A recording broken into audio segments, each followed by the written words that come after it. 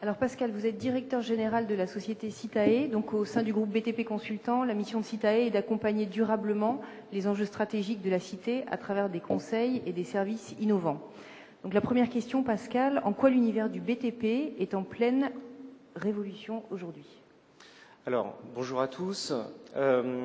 Pour que vous compreniez bien un petit peu le métier que nous faisons chez Citae et dans le groupe BTP Consultant, je voudrais juste rappeler que nous sommes donc des ingénieurs qui accompagnons nos maîtres d'ouvrage, c'est-à-dire ceux qui conçoivent la ville et les bâtiments, à respecter et concevoir des bâtiments qui soient performants en termes d'énergie, qui soient sécurisés en termes de sécurité incendie, qui soient aussi accessibles, et tout ça dans un univers dans lequel on respecte et on adapte et on met en place tout un système normatif.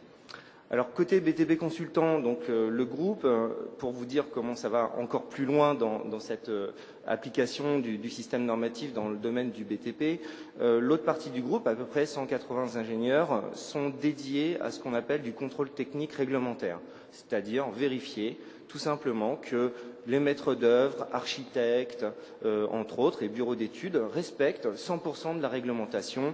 Et bien sûr, tout ça est lié à des problématiques aussi d'assurance lors on va dire, de la prise de risque et du partage des risques lorsqu'on va construire, s'il y a un problème un jour dans le bâtiment.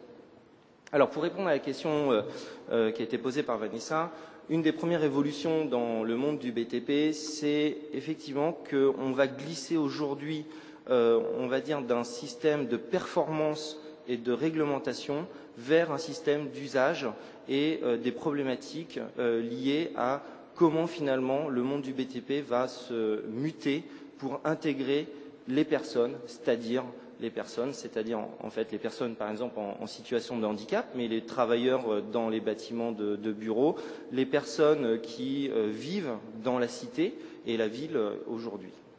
Donc, par exemple, un exemple concret de cette mutation aujourd'hui dans le cadre réglementaire vers l'usage, c'est au sein de Citae, nous avons un département accessibilité qui aujourd'hui applique à travers par exemple des diagnostics d'accessibilité, c'est-à-dire qu'on passe dans des bâtiments, regarder quelles sont toute la réglementation liée à l'accessibilité aux personnes handicapées, y compris les problématiques de personnes déficientes visuelles.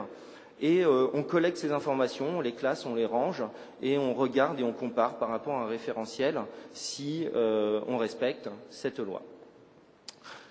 Aujourd'hui, on glisse vers des problématiques d'usage. Comme l'a dit Betty Schaap tout à l'heure, ce qui est important, c'est qu'à un moment donné, la personne, dans sa chaîne de déplacement, elle puisse vivre comme chaque citoyen aujourd'hui. Et le monde du BTP est en train de faire cette révolution vers cet usage. Pour preuve, les promoteurs immobiliers aujourd'hui qui conçoivent des logements se posent plus la question de savoir si leur bâtiment va être HQE exploitation, c'est-à-dire bâtiment haute qualité environnementale, si en gros leur chaudière va avoir respecté la norme RT 2012, mais plutôt de savoir comment ils vont créer des écoquartiers, des quartiers de vie, comment ils vont interconnecter finalement leur logement au commerce, à la vie de tous les jours, comment les transports en commun vont arriver, comment on va créer des systèmes et des logements intergénérationnels pour répondre finalement aux usages. La deuxième révolution dans le domaine du BTP, c'est bien entendu l'inclusion et la prise en compte de tous les systèmes numériques et toute la digitalisation finalement du monde du bâtiment.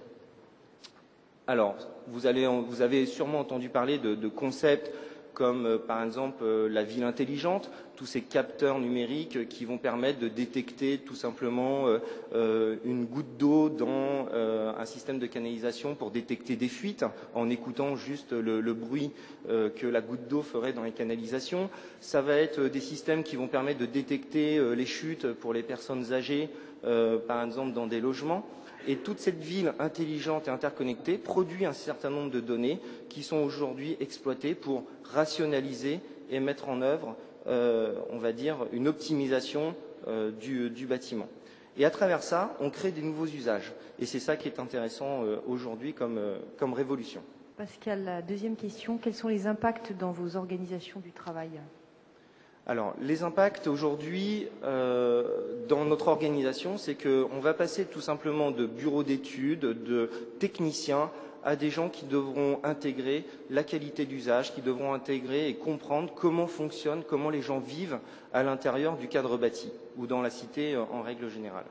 Alors, nous, concrètement, les évolutions aujourd'hui, c'est que on n'est plus sur uniquement des techniciens, mais on est sur des équipes pluridisciplinaires qui intègrent d'autres compétences qui sont relativement nouvelles dans le monde du BTP.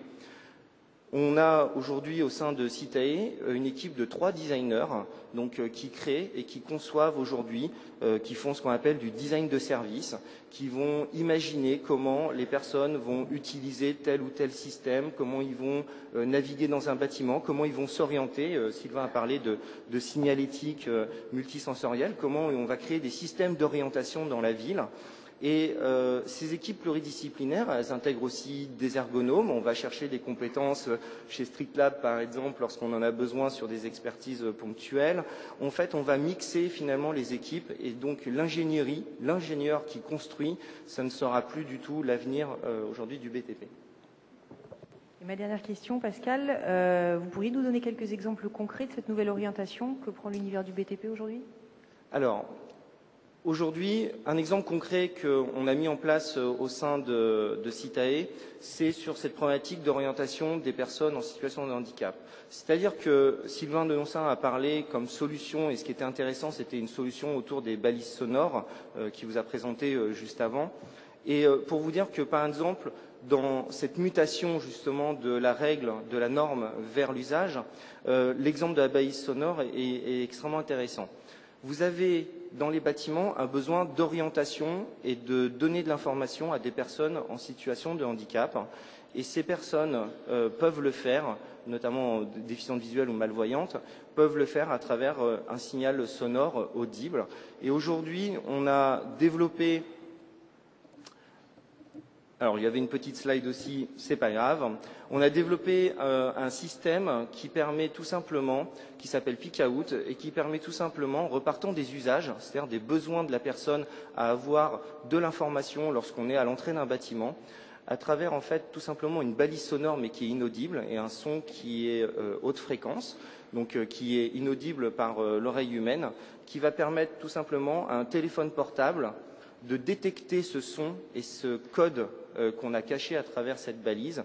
Et lorsque le téléphone et la personne rentrent dans un système de douche sonore, c'est-à-dire dans une zone virtuelle, le téléphone va savoir où la personne se situe, puisqu'il y a de la géolocalisation, et pousser du coup une information qui est dédiée à sa problématique. Alors, un exemple extrêmement concret de ce système, c'est tout simplement, on est capable, via cette balise sonore inaudible, d'envoyer une information, un plan. Une personne se situe devant une porte d'entrée et ce n'est pas les bons horaires d'ouverture. Elle ne peut pas lire le panneau de signalétique classique comme tout le monde.